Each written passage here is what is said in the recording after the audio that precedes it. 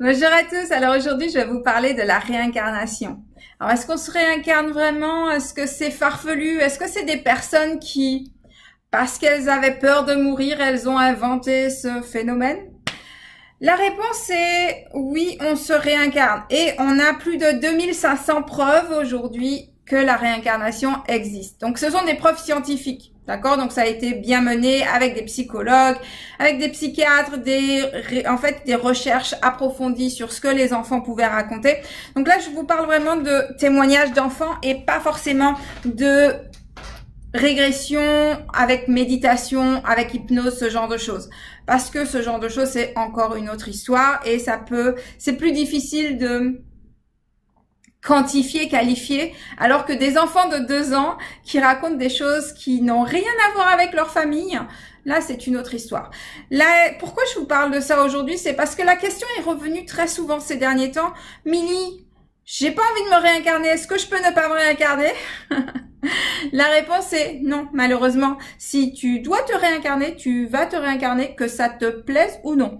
Pourquoi je vous dis ça? Parce qu'en fait, quand vous dites que vous voulez pas vous réincarner, c'est simplement votre ego qui veut pas se réincarner. Si c'était votre âme qui voulait pas se réincarner, vous seriez même pas posé la question. Le phénomène, votre âme sait que si elle doit se réincarner, elle se réincarnera. Si elle doit pas se réincarner, elle va pas se réincarner. Vous avez même pas à vous poser cette question en réalité. Si vous vous posez cette question, c'est purement votre ego qui est en train de vous parler et en train de vous dire: moi, je n'aime pas cette vie, c'est compliqué ici, je n'aime pas ce que je suis en train de vivre, c'est trop dur, je ne veux pas revenir. Mais c'est parce que votre âme, elle a décidé, votre âme, elle trouve ça super fun d'être ici. Pourquoi? Parce qu'elle peut grandir, elle en apprend beaucoup par rapport à l'amour, par rapport à la compassion, par rapport à l'évolution, à l'apprentissage de toutes ces possibilités que l'on peut faire avec notre petit corps d'humain. Au niveau de la nature, au niveau de toutes ces choses, notre âme veut aider l'évolution aussi de notre planète, etc. Donc que ça vous plaise ou non, si vous devez vous réincarner, vous allez vous réincarner. Ce que je peux vous dire en contrepartie, parce que ça c'était la mauvaise nouvelle, mais j'ai une bonne nouvelle pour vous. Et la bonne nouvelle, c'est que si vous voulez vous réincarner dans de meilleures conditions, vous avez qu'à travailler sur vous maintenant, parce que tout ce que vous avez acquis ici, vous allez l'emporter dans l'autre vie. Vous n'avez pas forcément toutes les qualités des vies précédentes dans cette vie présente, parce que simplement ça dépend de ce sur quoi vous devez travailler, ce que vous souhaitez apporter au monde, ce que vous devez recevoir du monde aussi. Il y a toujours un échange. On donne, on reçoit et on travaille sur soi. Donnez le meilleur de vous-même à tout instant, tout moment, et vous allez avoir une vie bien plus simple, bien plus pratique la prochaine fois. D'ailleurs, j'en ai parlé de comment le cycle de réincarnation se passe. C'est la vidéo, je crois que ça s'appelle « Qui sommes-nous ?» et je vais vous mettre la référence là ou là, peu importe. Hein, je vous mets la référence. Regardez, c'est pas de moi, c'est complètement téléchargé de l'autre côté et j'ai été surprise même moi de revoir ma vidéo après et de voir l'explication qui ne venait pas de moi forcément. Donc, le cas le plus remarquable, c'est James Linegar. Si je me trompe pas, si je dis pas de bêtises, je vais écrire son prénom et son nom de famille. Vous pouvez chercher sur Internet. Il est passé sur CNN, je crois, si mes souvenirs sont bons. Enfin bref, il est passé à plein d'endroits différents. Je sais pas si ça existe en français, par contre. Je sais que la référence existe en anglais puisque c'est un américain. Je sais pas si elle existe en français. Donc, je vais vous raconter l'histoire très rapidement, si jamais c'est pas en français. Ce petit garçon, donc James Linegar, il est à l'âge de 2 ans, il a commencé à faire des cauchemars par rapport à la guerre. En fait, qu'il voyait tout le temps un avion qui tombait, qui se crachait, qui mourait. Et sachant que d'être très jeune, il était très attiré par les avions militaires. Et donc du coup, quand il a commencé à faire des cauchemars récurrents, ça a commencé à inquiéter ses parents. La mère a décidé d'en parler à sa mère et sa mère a dit peut-être qu'il est en train de vivre une vie antérieure. Le père totalement cartésien parce que c'est une famille très carrée, enfin le truc très classique, spiritualité ça n'existe pas, ils sont ingénieurs, la tête très voilà, vous voyez un petit peu le genre. Et donc la mère qui dit, donc la grand-mère qui dit à sa fille, la mère qui dit à sa fille, écoute, peut-être que ton fils est en train de revivre une vie antérieure.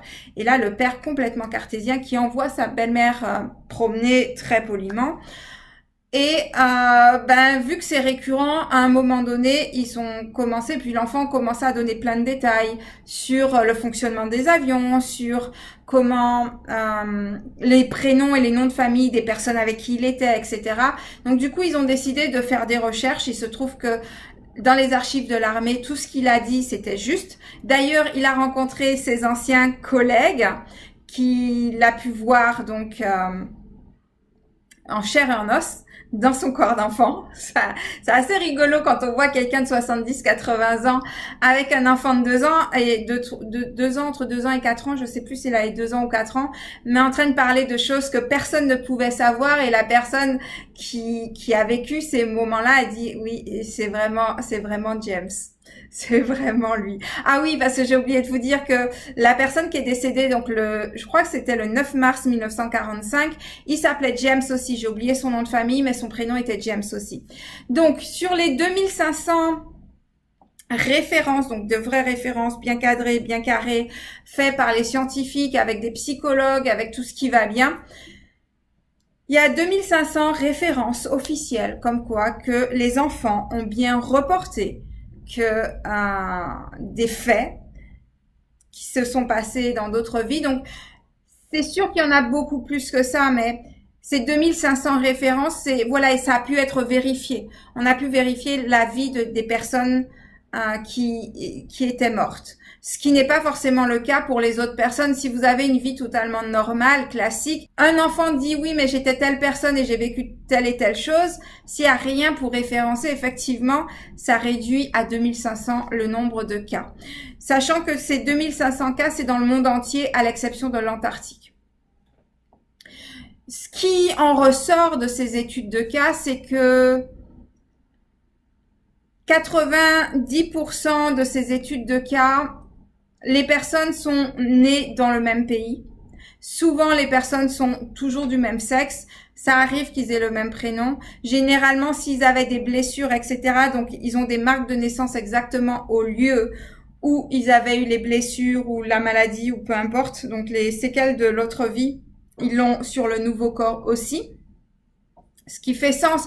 Enfin, pour les personnes qui sont médiums, etc., c'est classique. Il n'y a pas besoin de ces preuves-là. Mais pour les personnes qui sont plus cartésiennes, c'est sûr que ces preuves-là sont plus que nécessaires pour qu'elles puissent comprendre quelque chose qui est totalement intangible pour elles. On revient aussi avec les qualités que l'on a développées dans les vies précédentes. Généralement, sur les 2500 cas, donc je parle que des 2500 cas, sur les 2500 cas, la majorité, en fait, tous, je crois que c'est tous, ils étaient tous morts, soit accidentellement, crime ou ce genre de choses. Donc, c'est des morts brutales et pas des morts douces comme mourir dans son lit tranquillement ou ce genre de choses. Donc, les scientifiques se posent des questions par rapport à ça, le fait que est-ce que justement c'est les morts brutales seulement qui reviennent et pas les personnes qui sont mortes de façon classique? Donc tranquillement. C'est une interrogation, mais je pense qu'il n'y a pas assez de références pour en tirer une conclusion quelconque, donc ouverture du débat à ce niveau-là. En ce qui me concerne, je connais pas mal de vies antérieures. Pourquoi je me sens bien en Amérique du Nord? C'est parce que j'ai au moins au moins trois vies ici. Donc il y en a une que j'ai vue clairement.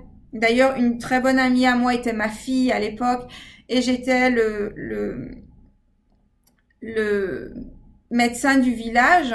Donc, j'étais chamane et je guérissais les personnes. Donc, pas étonnant que je fasse ça dans cette vie ici encore. Je l'ai fait aussi en tant que femme. Donc, je l'ai fait en tant qu'homme et je l'ai fait en tant que femme. J'ai été comme ça aussi à Atlantide. Et la dernière référence qui m'a vraiment marquée, c'était l'an dernier. Parce que jusqu'à maintenant, en fait, je percevais mes vies antérieures. Je percevais des choses qui se sont passées. Mais si vous voulez, je n'avais pas physiquement eu d'interaction avec mes vies antérieures. Donc l'an dernier, j'ai eu une interaction avec une de mes vies antérieures. Ça a été assez brutal. Alors, je savais que j'avais été une religieuse dans une vie antérieure, mais je savais pas que j'avais été religieuse au Canada. Donc ça a été ma grande surprise. Donc j'ai vécu quand même 3 vies antérieures sur le territoire américain, enfin en Ontario, donc aussi étrange que cela puisse paraître. Donc qu'est-ce que je voulais dire? Donc oui, l'an dernier, en fait, je suis allée à Kingston pour mes vacances. J'ai passé 5 jours là-bas. Et je suis pas allée par hasard. C'est-à-dire qu'une personne m'a parlé de Kingston. Je me suis dit, ok, c'est à 2 heures de Toronto à peu près. Je me suis dit, ouais, pourquoi pas, je sais pas ce que c'est. On m'a parlé des 1000 îles. Donc là, je me suis dit, ah, 1000 îles, c'est intéressant. Il y a l'eau, les îles, le soleil, ça fait rêver. Et en fait, plusieurs autres personnes m'ont parlé, en fait, à chaque fois qu'on me parlait de choses, à chaque fois que je regardais sur la carte, je retombais exactement sur Kingston. Donc je me suis dit, en l'espace de 2 semaines, voir autant de... Et je commençais à faire des rêves sur des avions de guerre, j'ai commencé à voir des chars, j'ai commencé à voir des choses comme ça. Je ne savais pas que Kingston était une ville militaire du tout. Donc j'ai pas fait de recherche. Et en fait, quand j'ai commencé à dire, ok, bon, bah peut-être que je dois aller dans cette ville parce qu'il y a trop de choses qui me ramènent à cette ville, j'ai décidé de regarder c'était quoi. Et là, je vois que c'est une ville militaire. Et donc là, je comprends pourquoi j'avais eu tous ces rêves de chars militaires, d'avions militaires, etc. Et donc, du coup, j'ai décidé de prendre un billet, de prendre 5 jours et de passer 5 jours à Kingston. La veille de mon départ, j'ai eu le pied paralysé, mais littéralement paralysé, impossible de marcher, impossible de poser mon pied à terre. Donc j'ai boité, je ne me suis pas foulé la cheville, je n'ai rien fait qui pouvait faire que mon corps soit en souffrance. Donc je me suis dit, ok, je sais pas pourquoi, mais on va y aller de toute façon. Donc j'ai pu prendre mon bus et aller à Kingston. Donc la douleur s'est amplifiée, donc je boitais énormément. Arrivée donc à Kingston, donc j'avais pris un Airbnb, donc une ancienne maison, etc. Et quand je dors, tout le séjour, j'ai fait, en fait j'ai revu ma vie antérieure là-bas. J'étais une religieuse et c'était la guerre. Et j'essayais de sauver des enfants et j'ai perdu 2 enfants. Donc je m'occupais, je pense, d'un orphelinat, ça ressemblait à un orphelinat. Et j'ai perdu 2 enfants alors que j'essayais de les sauver. Quand j'ai visité, donc j'ai visité tous les trucs très touristiques de la ville. Et en fait, je suis pas claustrophobe, mais il y a un endroit où quand j'ai commencé à y rentrer, rien que de vous en parler là, maintenant j'ai mon pied qui est en train de geler, qui me fait mal. Quand je commençais à rentrer dans l'espèce de tunnel, en fait, qui menait à une prison, j'ai pas pu descendre. J'ai été littéralement, tout mon corps s'est crispé et j'ai dû remonter tout de suite parce que je pense que j'aurais fait un malaise si j'étais allée plus loin. Et voilà, donc je pense, ça fait 7 ans que je vis à Toronto, donc je pense que l'âge que j'avais l'an dernier était en corrélation et la date était en corrélation avec ce qui s'était passé. Je sais pas donc c'était quelle année. J'ai pas cherché à aller dans les détails. Me suis juste concentrée sur liquider les informations qu'il fallait liquider, me pardonner par rapport à la perte de ces 2 enfants parce que je le vivais toujours mal, etc. Donc j'ai travaillé sur ces choses-là. Mais c'est vrai que j'ai pas cherché à comprendre pourquoi cette date précise, parce que c'était vraiment une date très précise et les signes extérieurs, mes rêves, plus ça fait 7 ans que j'habite là et j'habite à 2 heures, donc c'est vraiment pas loin, c'est super facile d'y aller, mais voilà, il y avait quelque chose de bien particulier à ce moment donné. Donc, si vous arrive des choses comme ça, ou si vous faites des régressions, ou si vous méditez, que vous avez des flashs, sachez que c'est toujours pour vous aider dans le présent. Donc, le but n'est pas de vivre dans cette vie antérieure, le but n'est pas de regretter cette vie antérieure ou corriger cette vie antérieure. Le but est, vous êtes en train de revivre dans votre présent quelque chose qui est en lien avec votre vie antérieure. Donc c'est cette chose qui est en train de se répéter, c'est une leçon que vous n'avez pas comprise. Et donc du coup, il vous faut travailler dessus pour dépasser ça et passer à autre chose. Donc prêtez attention, ça peut venir par rêve, ça peut venir par méditation, ça peut venir à travers un médium. Lors de consultations, ça m'est arrivé de voir des vies antérieures, que ça soit sur la planète Terre ou sur d'autres plans énergétiques. Pour les personnes qui me consultent, c'est pas systématique, mais quand c'est nécessaire, bah ça ressort naturellement. Donc voilà, c'est ce que je voulais vous dire sur les vies antérieures, donc la réincarnation. Je pourrais vous en parler pendant des heures parce qu'il y a tellement de choses à dire sur le sujet, comme par exemple les dons que vous avez. C'est tout simplement vos connaissances de vie antérieure que vous avez ramenées, dont vous vous souvenez et que vous réutilisez maintenant. Donc quand un enfant chante sans avoir jamais pris de cours et que sa voix est juste parfaite, c'est simplement que cet enfant a énormément travaillé dans une vie précédente et donc du coup ça lui est facilité dans cette vie présente. Donc voilà, je pense que je vous ai donné pas mal de petites billes pour comprendre la réincarnation. Si vous avez des questions, posez-les en dessous. Je referai peut-être une vidéo là-dessus, pourquoi pas. Voilà, je vous souhaite une excellente journée ou fin de journée et je vous dis à très bientôt. Bye bye.